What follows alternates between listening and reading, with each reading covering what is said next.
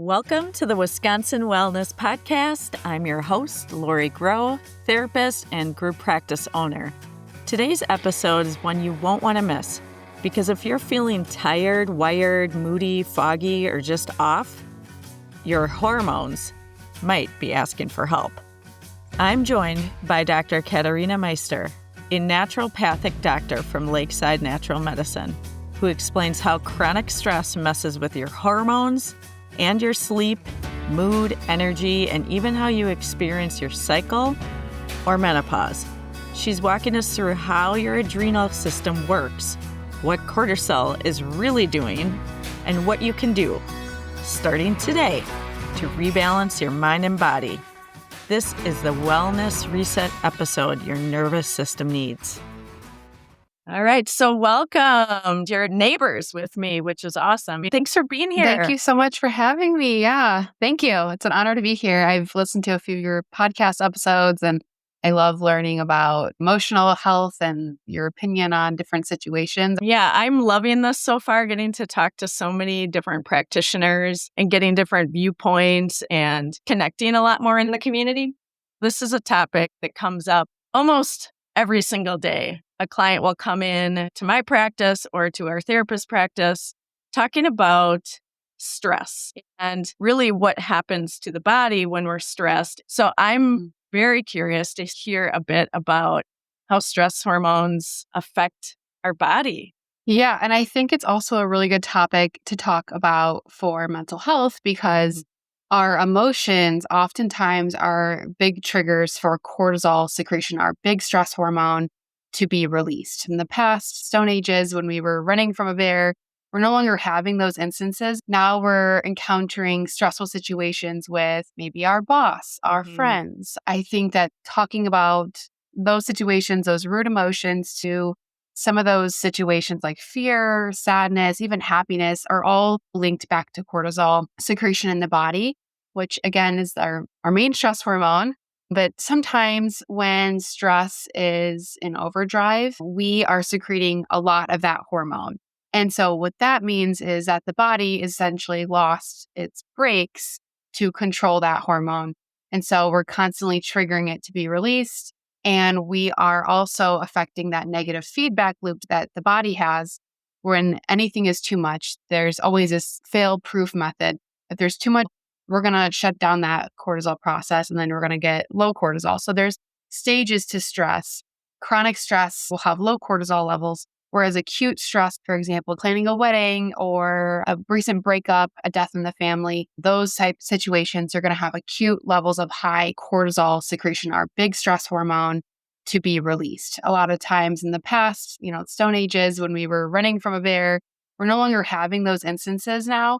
Now we're encountering stressful situations with maybe our boss, our friends, our partner. And so I think that talking about those situations, those root emotions like fear, sadness, even happiness are all linked back to cortisol secretion in the body, which again is our main stress hormone. Sometimes when stress is in overdrive, we are secreting a lot of that hormone. And so what that means is that the body essentially lost its brakes to control that hormone. And so we're constantly triggering it to be released. And we are also affecting that negative feedback loop saying that the body has. When anything is too much, there's always this, fail-proof method. If there's too much cortisol, we're going to shut down that cortisol process and then we're going to get low cortisol. So there's stages to stress. Chronic stress will have low cortisol levels, whereas acute stress, something that's happening, for example, getting married or planning a wedding or a recent breakup, a death in the family, those type of situations are going to have acute levels of high cortisol. Okay, let's break that down a little bit because it's so important when we're talking about mental health and stress. What we're really talking about here is cortisol, our body's main stress hormone. So it sounds like when there are emotions like fear, sadness, even excitement and joy, those can trigger cortisol. So when stress becomes chronic, when your body feels like it's in a constant state of alert, it's like your internal brakes start to wear down. your system gets stuck in this overdrive, pumping out cortisol without the usual checks and balances. And then we hit a point where the body overcorrects. That built-in safety mechanism kicks in, and we stop producing enough cortisol altogether. So that's when we see symptoms of burnout, fatigue, and that overall feeling of being wiped out. So like you were saying, there are stages to the stress, the acute stress, when we're planning a wedding, dealing with breakup, or grieving. This gives us short bursts of high cortisol. But chronic stress over time can lead to low cortisol levels, where your body just can't keep up anymore. So we'll talk more in a moment about what you can do to support your body and nervous system throughout these ups and downs. But just know, if you've been feeling tired, overwhelmed, or oddly exhausted, this could be why. Your stress system might be waving a little white flag. Right. Your adrenal glands sit on top of your kidneys. They are the glands that are secreting epinephrine, your fight or flight hormones, and cortisol. So when these instances happen, your brain is telling your adrenal gland to make cortisol. That's kind of like the basics of it. But when there's too much cortisol in the body, just like when there's too much sugar, the body says, whoa, we need to control this. So let's slow that down. There can be something called PA dysfunction, where there's hypothalamic pituitary adrenal dysfunction. So from your brain to your adrenal gland, you are having disruptions in this signal from preventing it from halting the brakes or even turning it back on. The reason why it's happening, the root of it, is stemming from how you're perceiving stress, or there may be physical stress that's happening to the body. So that's the part that we actually can control: how we see the stress, how we go through the stress, how we deal with the stress. Our bodies are listening to the signals that are being produced. So it's very linear in the body, but in the outside, it's more complex. Okay, so it is working correctly. It's just that we are potentially contributing to the dysfunction. So, for example, a lot of times with high levels of cortisol, there can be anxiety, depression, there can be digestive issues, there can be headaches, muscle tension, there can be sleep problems, weight gain, hormonal changes. Cortisol has very important functions outside of regulating our stress levels. It also gives us energy. It gets us up in the morning. It helps us go to sleep at night when it goes low. So there's lots of other effects that it has, that it isn't all bad. Like you were saying, some stress is good stress. Sometimes we really need high levels of cortisol to study for a test, to practice an interview, that sort of things. But sometimes to the point where no longer are we getting the benefits, we're getting the detriments of stress, because essentially cortisol, think of it like the hydrocortisone creams that you put on your skin. They decrease inflammation, they decrease the rash. That's what cortisol can do. It can decrease inflammation, but when there's too much or not enough, it can cause inflammation. So we do need it for other things outside of just dealing with immediate stressors. So one thing, I remember doing a testing on my hormones quite a while ago. And one of the things that showed, I believe, if I can remember correctly, is a higher amount of cortisol at night. Is that actually a negative thing? It's technically more negative if we're looking at it like that. But basically what it means is that normally cortisol levels should be really high in the morning and peak again in the afternoon and then go low at night, because cortisol and melatonin are opposites. So when cortisol is high, melatonin is low, and vice versa. So it's probably that at that point, you might have been at a second stage of chronic stress where the actual circadian rhythm hormones are now being affected. That makes a lot of sense. That is when I'm the kids at bedtime, and maybe my body was in that chronic, maybe a chronic stress during that period of time. Okay, so those work in opposite, the cortisol and melatonin. Oh, that's interesting. Okay. Yeah, and I think the interesting part with cortisol is that a lot of the root causes to these anxieties or lower mood may be related back to this HPA dysfunction or adrenal fatigue. It can get a little nitty gritty in the details, but basically, if we're just talking about high cortisol, that can have significant effects on your female hormones. Progesterone's the main one that it will affect. So what happens with that? When your body's in this overdrive, right, it doesn't want to move. When your body's in this overdrive, it can cause progesterone to be low. So the reason why this happens is because cortisol can delay ovulation. So ovulation's where you get that progesterone hormone, or it can just go through your progesterone really quickly so that by the time it's your period or the week before your period, not only are you low in estrogen, which is normal, you're also low in progesterone. And progesterone has effects on our neurotransmitters, specifically GABA. So it's our calming, it's our chill hormone. It keeps us relaxed and steady. And so a lot of times when there's mood changes in the second half of your cycle, that can indicate that there's lower progesterone. Whereas estrogen is associated with like serotonin and being happy and making you feel good. But if you have lower levels of estrogen, like when you're going through perimenopause or even menopause, you can feel more depressed and down. Okay. So I am not an expert in hormones whatsoever, which you might be able to tell. So is that why sometimes someone might miss a period, maybe not ovulate that month because how stress would impact it? Right. So if you're stressed out, your body doesn't want to create life. It doesn't want to have gestation or pregnancy. So it aims to protect the body.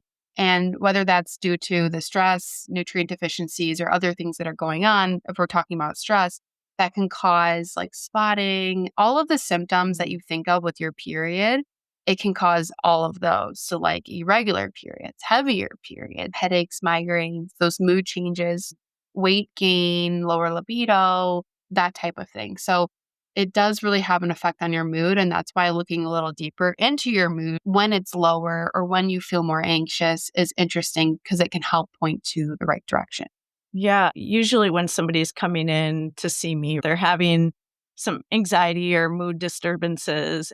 And that might not be the first thing that they're thinking about, that their stress hormone is high. That's not necessarily the first thing that they would say, oh, I bet you this is what it is. Yeah. So I'm curious, would there be some signs as something that somebody would say, oh, maybe I should check out my hormones and see what's happening there? Yeah. If someone's unable to pinpoint cyclical changes, like at the end of the month, right before I get my period, I'm more irritable, I'm anxious, I can't sleep, then you could start tracking your symptoms daily to see if you notice those patterns. If you can't notice those patterns or you're having difficulty, then doing a hormone test is helpful. Other signs can be unrelated to female hormones. It could just be feeling like you're burnt out, feeling overwhelmed, really anxious, also headaches, other types of symptoms that I listed earlier, like brain fog, not thinking clearly, digestive issues. All of these can also be related to higher levels of cortisol. Those are the symptoms that they'll probably notice more so because it's cyclical. It happens every month. And then when somebody's at my lovely age of 43 going into the perimenopause, are there different things related to that stage of life in regards to stress hormones and what we should look out for? Definitely. So each woman going through perimenopause will experience it differently. Some women will have more of those like vasomotor symptoms, hot flashes, night sweats, more mood changes, weight gain. There's lots of other symptoms. Those are the biggest ones, I would say. Every woman will experience it differently because as you go through perimenopause, you're losing that progesterone because there's less eggs to ovulate.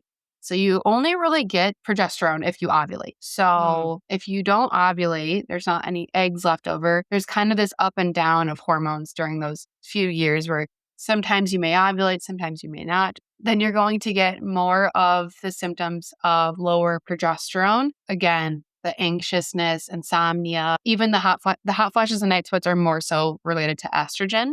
Getting both lower progesterone levels and lower estrogen since you're going through those changes. Fun. But the cool thing is that we can support women through that time period by looking at their adrenal health, their cortisol levels, and seeing how they're doing because when your body is done ovulating, the shift goes to your adrenals to make your female hormones. So a little bit of the progesterone and estrogen go back to your adrenals. So again, it's how do we solve the root cause here? That's what naturopathic medicine really strives at. While we are trained in primary care medicine, we individualize everyone's wellness plans, and our goal is to get to the root cause, work with them as a team, collaborative decision making, teaching them about nutrition, talking about food as medicine whenever possible, and seeing how that can play into your overall health. In general, I think we're moving towards more of a holistic understanding of our bodies and our health, which is pretty incredible. What would be one of the first steps someone would do if they're noticing that their stress is really high and they're noticing those other symptoms like brain fog and lack of concentration, mood swings? What would be their first step? I think the ultimate first step is to bring yourself back to the basic. It's not complicated. Sleep, your body needs sleep, nutrition, exercise. I call it loving discipline. One of the books I've read with Nicola Perla, she writes about this, but keeping small promises to yourself every day and developing those rituals and routines to keep you accountable in those routines, like with your therapy, creating boundaries, holding those boundaries, connecting back to yourself and what feels good. It's really connecting back to your intuition is like step number one, because you're probably not going to be aware of these things if you're not connected back to your body. So that's step number one. If you feel like that resonates with you. I think exercise is like the number one because it's usually the first thing to go Right. when we're overwhelmed and stressed, especially for me. It's like, oh, I'll do that tomorrow. I know, same. And that's what's going to keep us strong through the stress, help us manage the stress better because we're putting our body through some type of exercise. You know that feeling when you meet someone and within 5 minutes you just know you could talk to them for hours? Actually, that's one of my hiring requirements at Shoreside Therapies. Yep, all of our therapists are highly educated, experienced, specialized in all sorts of different areas. But the real test is, can I imagine sitting with them for an awkwardly long road trip? There's not a ton of people that I would do that with. As a self-proclaimed awkward introvert myself, I've realized how important this is. Finding the therapist isn't just about credentials. It's about feeling comfortable enough to show up as yourself. The good, the bad, the I just cried watching a dog commercial version of you. And that's why I'm so picky about who joins our team. So if you're looking for a therapist who not only knows their stuff, but also feels like a real person, then check us out. Shoreside Therapies, where therapy is real, human, and maybe even a little fun. Yes, it can be fun sometimes. So 3 or more restorative things a week. So that could just be time with pets, yoga, sauna, meditation, family time. Build those into your routines because sometimes those aren't already in there if you're really busy. 3 or more. Then 2 workouts should be weightlifting. It's great for your overall health, longevity, metabolism, blood sugar, and then 1 hour or more of walking to regulate that cortisol or like a slow, steady cardio. If you were doing cardio, 30 minutes or something, not instead of walking. Okay. But those are 3 easy things that you can do. 3, 2, 1 is what I talk about with my patients. Just keep it really simple. Start with one of those and then build into the other ones as you go. Yeah. So 3, 2, 1. So the 3 is that restorative piece, right? Of making sure that you have that. And then the 2 would be those 2 weightlifting. Yeah. And it doesn't need to be intense. It could just be body weight. It could be simple exercises like lunges, squats, overhead press, that kind of stuff. It does not need to be this whole routine, like 20 minutes twice a week. So I might not need to get a spotter. I could maybe do just a few lunges. Yeah, just do some body weight things. I like that you said that because there are a lot of obstacles for people with weightlifting in general. But even just saying, okay, using your body weight can actually be very impactful if you're doing it and starting somewhere. And then the last one's my favorite, which is walking or some light cardio. I like walking daily, honestly, because it helps to regulate the cortisol level. After your day at work, go for a walk. Go for a walk after you eat. It helps with your blood sugar.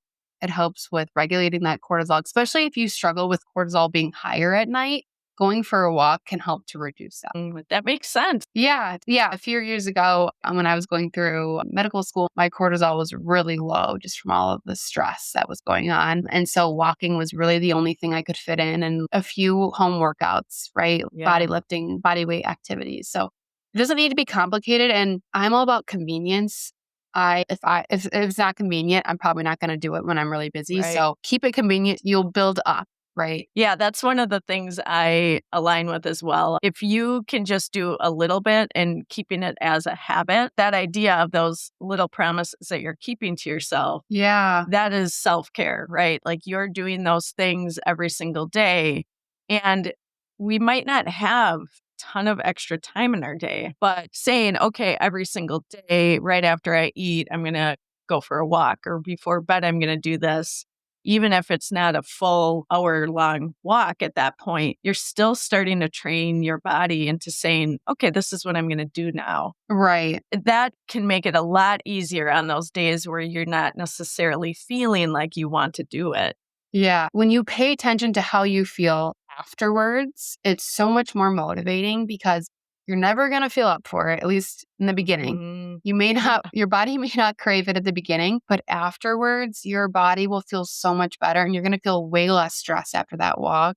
And then the next thing is the nutritional piece, which we talk about with a lot of our patients. And blood sugar has a unique connection with cortisol. And so when we crave sugar and carbs. And so making sure that all of our meals are consistent throughout the day, 3 meals or with a snack or whatever type of meal plan you're doing, have consistency with it. Make sure that your meals have some type of fiber. So like some leafy greens, some broccoli, kale, that kind of stuff. Fat, so avocados, it could be nuts, seeds, that kind of stuff. And then some type of protein, because that's going to keep you full. It's going to keep you full for a long period of time, stabilize your energy, and not further disrupt that cortisol rhythm that we're trying to fix. Yeah, I feel like the sugar piece is really hard. That's one of my big ones. Do you have any tips or anything for individuals that might like to have that sugar at night? If you have those sugar cravings 2 hours, I would say, of your meal, you probably didn't eat enough protein. You probably didn't eat enough fat or fiber. That's like number one. Go back to those things. Protein really should be like 20 grams at least per meal. So if you really want to track from a day, that's what I say. Just look at what you're eating for that day and see how you feel. Or you can just focus on your body and how you're feeling. If you're having those cravings quickly after eating, look at that. The second thing would be sometimes removing the added sugars in your diet for 2 weeks. Not the natural sugars like berries. You can do sugar-free chocolate to get you through. I recommend just 2 weeks no sugar because it's going to reset your taste buds and you're going to crave it less. What's funny is my husband did a week-long detox where we did eliminate sugar and ate whole foods, basically. We felt amazing. We kept talking about how we felt like we were 20 years old, and it was really incredible. Yeah. But what we noticed was it was like no blueberries, I think, or no fruit or something for the first couple days. It was something like that.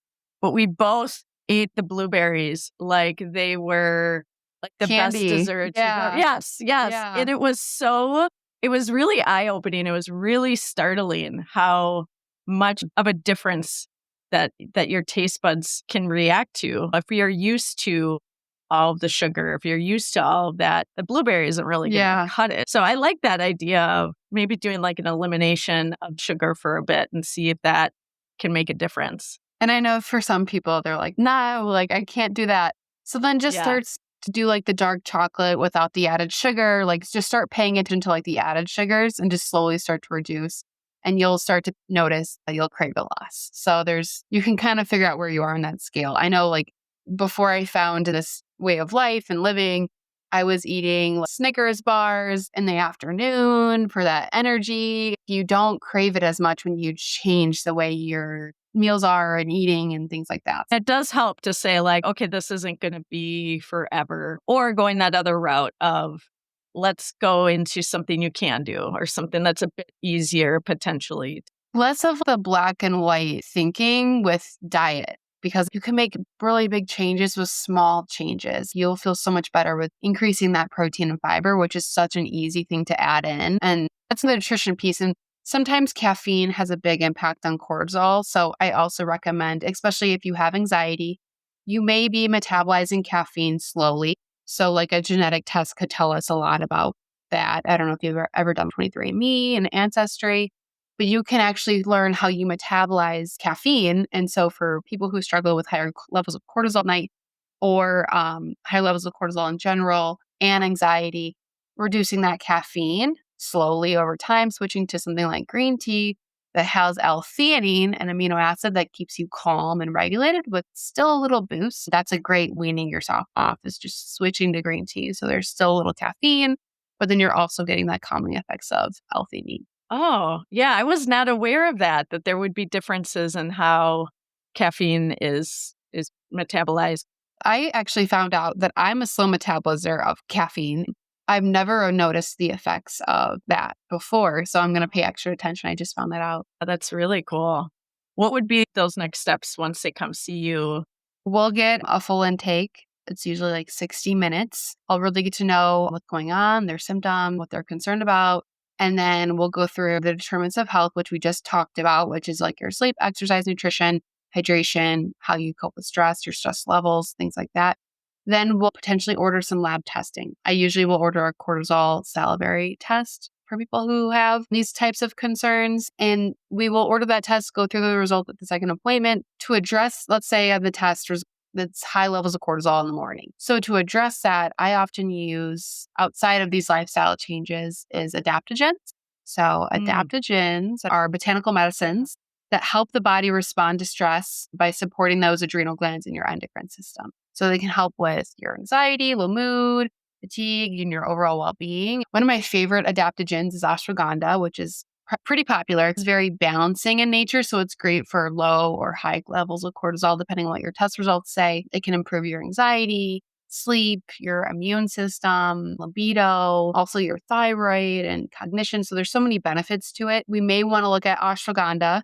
We may want to look at something like rhodiola, which is another adaptogen that's better for lower mood, better for focus, better for people who have lower energy because it's more stimulating. It's a little bit more energetic versus the ashwagandha is a little bit more balancing. So really knowing your herbs well helps to figure out which person would do better with which one. So the lower cortisol person would do better with rhodiola versus the higher levels of cortisol, they do ashwagandha. Yeah, which makes a lot of sense.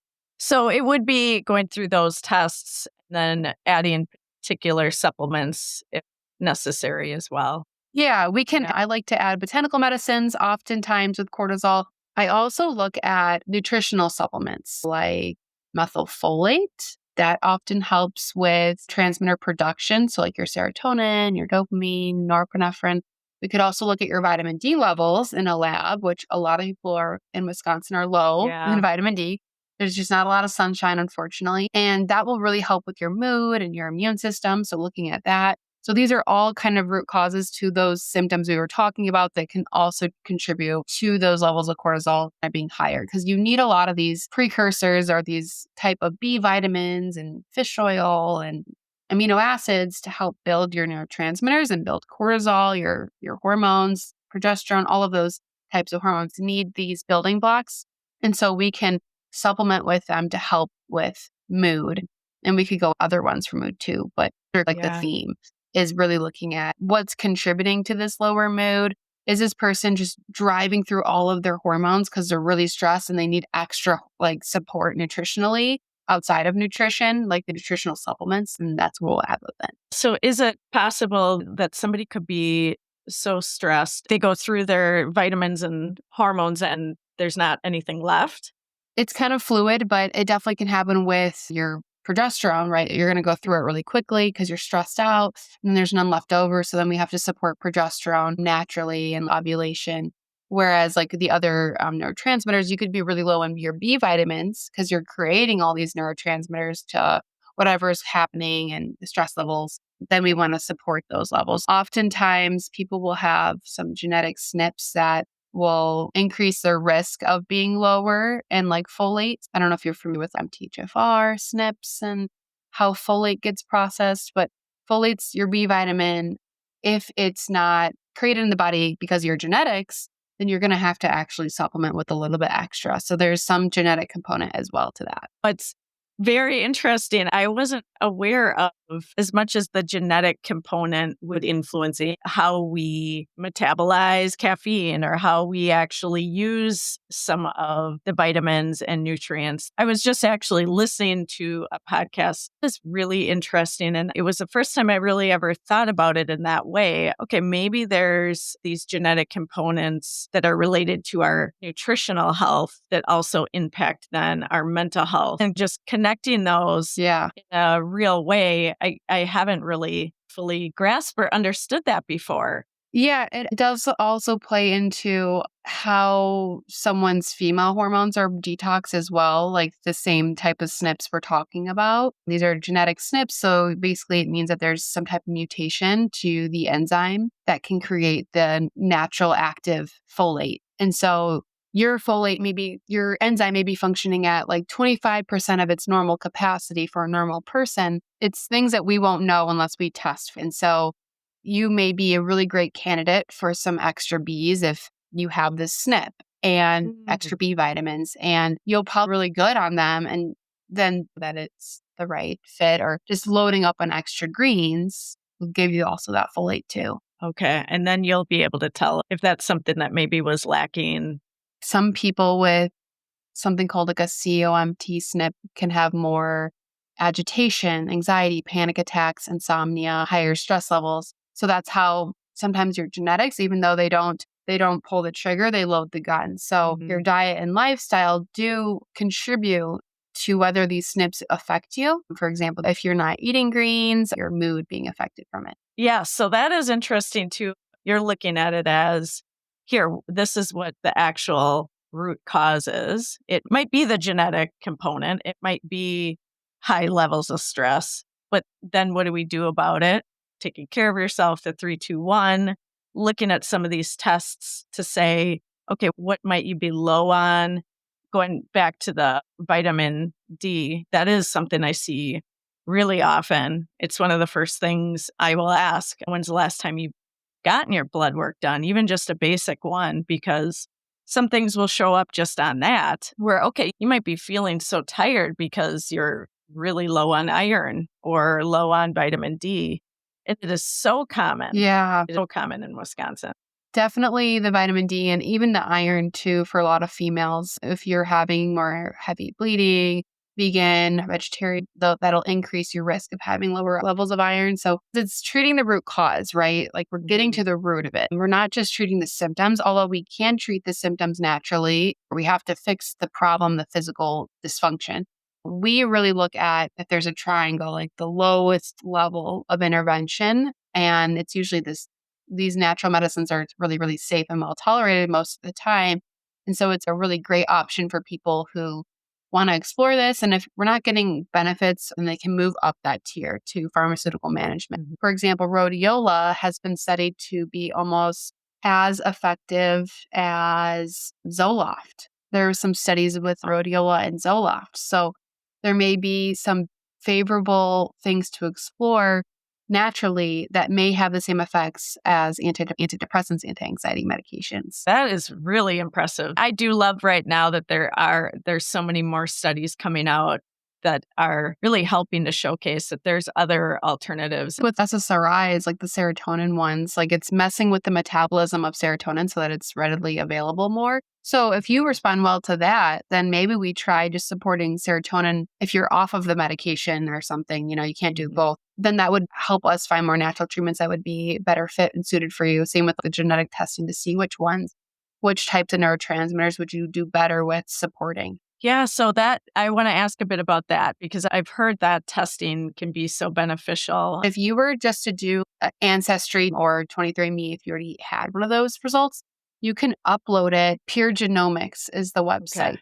If you upload it to Pure Genomics, you can upload your results and you can see which ones would be better suited. So it does go through that a little bit on that genetic test. So I do that with some of my patients, and I've done it personally just to see because I'm curious. Yeah, sometimes a client will come in and they, for whatever reason, want to get off of a psychotropic? There's always a time and place, right, for like those types of medications. I'm not anti-medication. I think that there is a time and place for those.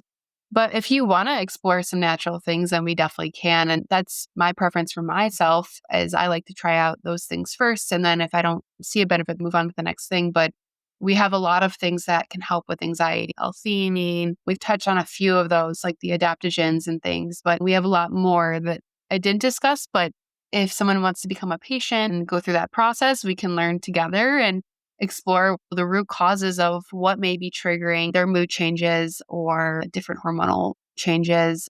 If you could share something, a takeaway, an action item for listeners out there, if they're feeling that additional stress and they're recognizing that is what's happening with them, is there maybe a takeaway, something that they could do today? That's a good question.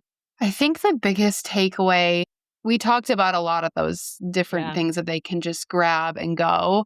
I think the biggest takeaway is loving discipline. Get into a routine of some kind and hold yourself accountable, either through yourself with writing it down visually so you can see it through a fitness tracker, or grab your neighbor, grab a friend to help motivate you to stay accountable. Your partner can help you as well. But I think that's the number one, because it's hard to implement other changes if there isn't already that in place. Thank you so much for being here today. It was great talking with you. Yeah, thank you so much, Lori. I enjoyed this so much, and I'm happy to keep listening to your podcast. I love it. So thank you. All right, we'll talk soon. Take care. Thanks so much. Bye. Bye. Thanks for tuning in. If this episode helped you, leave a quick review and hit subscribe so you don't miss what's next. And while I am a therapist, I'm not your therapist. But good news, I know some amazing ones. Head to shoresidetherapies.com to get matched. Want a little extra support? Grab my free 5-minute reset rituals when you join the newsletter at wisconsinwellnesspodcast.com. You've got this. Small steps really do add up.